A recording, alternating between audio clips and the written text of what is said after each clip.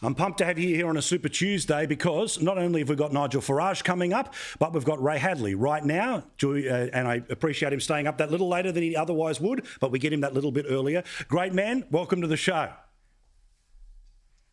Well, it's lovely to be with you. Last time I was in your company was in beautiful Mudgee, where your mum was. So nice to be back with you again. Correct, and I promise that I will follow your lead of starting to go for a walk, be a little bit healthier and stop swearing. All three I haven't done, but I will at least start at some point in time. Now, what did you think of that garbage today? You're younger than me, you've got time. Correct, where the press decided to line up and they've lined up the Prime Minister and gone him about as low as they could go. Well, I listened to Rowan, Corey and Mark with some interest. Look, there were quite a number of galoots outside the National Press Club today and quite a number of galoots inside the National Press Club.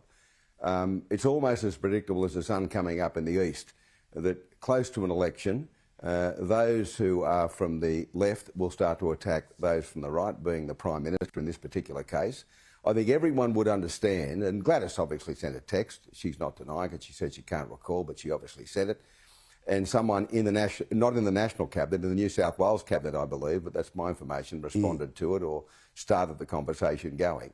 But look, you and I have exchanged many text messages, Paul, in the last few years, and I've called people a lot worse than psychos when I think it's a private conversation between you and me. Correct. Sometimes it's meant in jest, sometimes it's serious. But at the end of the day, if Gladys Berejiklian had a bee in a bonnet about the Prime Minister at the time, well, big deal. And does everyone think that in the New South Wales Parliament, particularly ministers, they're all on side with the Prime Minister? Well, the answer is no, they're not.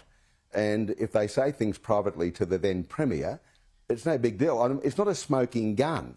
And for people to stand up and ask questions about what happened in Hawaii 2 years ago, I mean, what's that got to do with what's going to happen in May? What's that got to do with COVID? What's that got to do with the fact that the bloke stood up every day for the last 2 years, along with the Chief Health Officer and the Premiers, to give them some credit, and has confronted this rather significant issue? I mean, could anyone have done better? Could anyone have done better than what he's done? I don't think so. Yes, he's made a stack of blues, as have the Premiers, but crikey, we're in territory that's uncharted. We've never been here before. I mean, last time we dealt with something like this was probably World War II, and before that, the Spanish flu. Yeah. Yeah, I mean, it's just incredible that people expect so much. Yeah, I love. My great old dad, Kenny Dog, who'll be watching us right now, he said to me, "It's a little bit like cooking a barbecue with 25 million people standing over you." It's amazing that he hasn't blown up. He's never blown up through all of this. When he's been torn about from within, external, all the rest of it, and even there when he's today, and they're just trying to punch him right in the face. It's sort of an exercise in patience, trying to stand there, dust it off, move on. He did pretty well on that front, I thought. Well, of course he did. I mean, he could have done his nana and, replied in the way most of us would reply, well, stick your head up your bum and use yourself as a jug handle. But he didn't do that. I mean, he was there admitting he'd made mistakes. He didn't answer the question in relation to the accusations. I mean, he hasn't seen the text. I haven't seen the text. I've got him on air tomorrow about 9:30, which we'll go through in some detail. And I'd say he's doing the rounds on morning TV as well. But at the end of the day, you tell me someone who could do it better. And I don't, with all due respect to Anthony Albanese, I don't think he could have done it better. I'll tell you what I'm terrified about, and I really am terrified. If the polls are right, and I don't concede they are, given what happened with the last news poll in 2019, does anyone really think Chris Bowen's going to do better than he did under the Rudd-Gillard government? Does anyone think Christina Keneally, the worst premier that New South Wales has ever had, that's statistically inarguable, given the result of the state election she led Labor into? That's inarguable. And then throw into that Bill Shorten, who lost the unlosable election, along with the other. Do you really think that Australia's in good hands, as good as Albanese may be, with these sort of people supporting him? I mean, you've got to have a good memory. And I've got a good memory. I lived through what Bowen and others did to this country. And I mean, you vote for Albanese or your local Labor member, you're voting for these people. Christina Keneally, fair dinkum. She was trotted out by, the last leader to win Queensland. They got lapped. I mean, the best thing they could do is hide her for the next 3 months and bring her out in June and say, oh, she's back. Yeah, I love when you brought that up with Albo and he was, Christina's a good one. Da, da, da. Remember when, of course, just before the weekend Albo Shorten was a slam dunk. They were playing with puppies in Melbourne, and the Shorten bus and all that garbage. So more Christina, please. More Christina. Well, I don't report private conversations generally, but I was absolutely amazed at Albo's reply to me when I asked him about her. I said, hide her away. Don't take her to Queensland like your mate did Bill, because it'll be a disaster. And then he waffled on about, oh, she's a valuable member. Privately, he doesn't say that. He's got no time for her whatsoever. 100%. No time for it. You talk to people around him, he doesn't regard her, but of course, she's been foisted upon him and he can't do too much about it. And so he's got to grin and bear it. But I mean, how anyone could, if you look at the stats at that election she led Labor into, they've never recovered.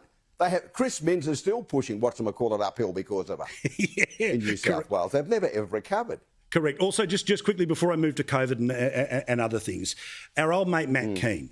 Now, talk about a bloke who is supposedly, a factional player, a great team man, all the rest of it. He knows it's an election year. He knows that any sort of, whiff of aggro towards the PM becomes the front page story, and the carry on in the Guardian and Turnbull will land and all that garbage for the next 3 days. Here he was sticking it into the federal government, who, by the way, when Dominic Perrottet was Treasurer, they agreed that business support was to be paid by the states, not the feds. Roll the tape.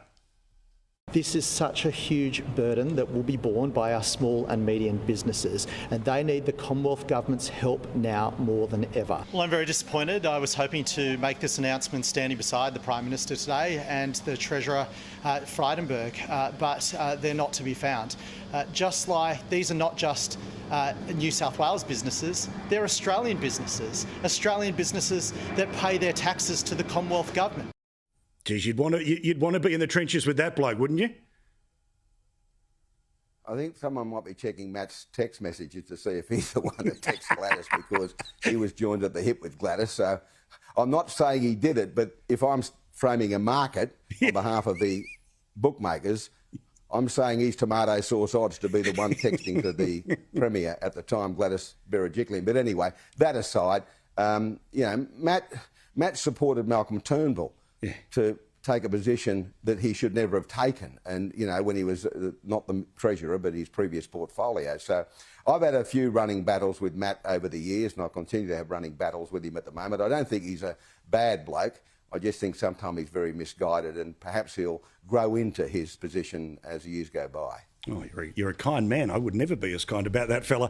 Now, also here, let's talk about a couple of things that we've learnt about New South Wales and its health response into COVID. Now, like everyone, you want to give the new bloke a new go, but I tell you what, he has, for all the right talk that he talks about opening up, there's been some consequences of the way that he's led things. And unbelievably, 2 years in, New South Wales Health was telling people that they could leave isolation. It turned out that they shouldn't have left isolation. How do they get that stuff wrong after 2 years? Well, when I phoned Brad Hazzard with the story on Sunday morning, because a member of my family who's got COVID got that text message, and Hazzard said, oh, that can't be right. It must be an urban myth. And I said, mate, I'll send it to you. And it said, during the period, from the 29th of January to the 5th of February, you can go into the community if you're not showing symptoms. And as it turned out, how it got there, I'll never know.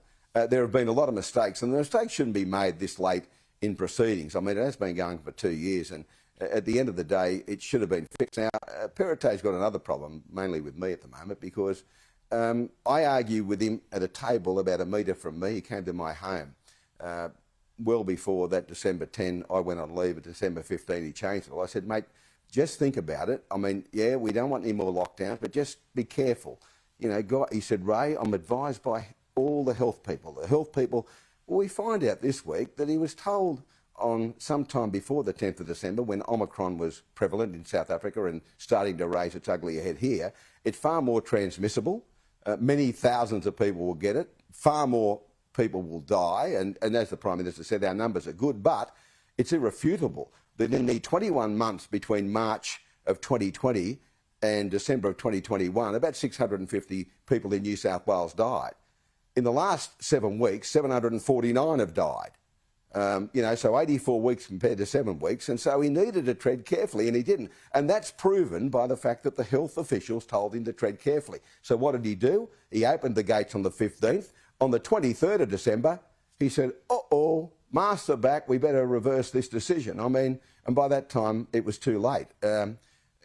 He made some really simple mistakes that were avoidable in the early part of it, and we're paying the penalty for that. And the other thing that you discussed with your three previous guests was, vaccinations. Now, Gladys would get there every day, ad nauseum. Get vaccinated, get vaccinated. Haven't heard that until today, because today we found out the booster rate, the third jab in New South Wales, is the lowest in the Commonwealth. We're behind Queensland, the Northern Territory, Victoria, South Australia, Western Australia. And there may be reasons for that. People have got Omicron and they can't get boosted. But at the end of the day, that's happened in other states as well, particularly the ones in Victoria and Queensland. But that's down to the Premier. He hasn't been talking about it. He hasn't been saying to people, if you want to avoid getting really crook and going to hospital, get that booster. And we're down at around 40% now. That's just ridiculous. So, you get the same emails that I do. People will say, that's because there's enough. They've done their 2 shots. Nobody wants the third. Lefties will pretend it's about supply. Well, both of those things aren't true. So why do you think people aren't getting that booster? Because they certainly took the first and second, the second they could. Well, it's not about anti-vaxxers. It's not about apathy, because we're talking about people who got the first 2 vaccinations, and we rushed to 90%, particularly 16 plus. We've struggled to get to 94%. I mean, it's taken 7 weeks to go from 93.1 to 94. And I just think the message, the narrative has changed, Paul. We haven't been pressing that home like Gladys did when she was Premier. And, Dominic's been preoccupied with other things, obviously, but he hasn't pushed that. And, I think there was an arrogance attached to it. You had Kerry Chant after Christmas turning up, of course, post-23rd, with a mask onto the media conference. Brad Hazzard and Dominic Perrottet without masks. The message changed, and that's why we are. There'll be a certain number of people who've got the virus and are waiting for that period of time and after the virus, 6 to 12 weeks before they get the booster. But that's happened in other states. There's no plausible reason why New South Wales is lagging so far behind in the boosters, other than the message is being lost on the population by the government, and that's got to change. Thank you, great man. What a thrill to talk. Let's do it again throughout the year. Make sure everyone's front row, or you'll need a note, as Ray would say. 9 o'clock tomorrow on 2GB, 9 o'clock, of course, on 4BC. Thank you, great man.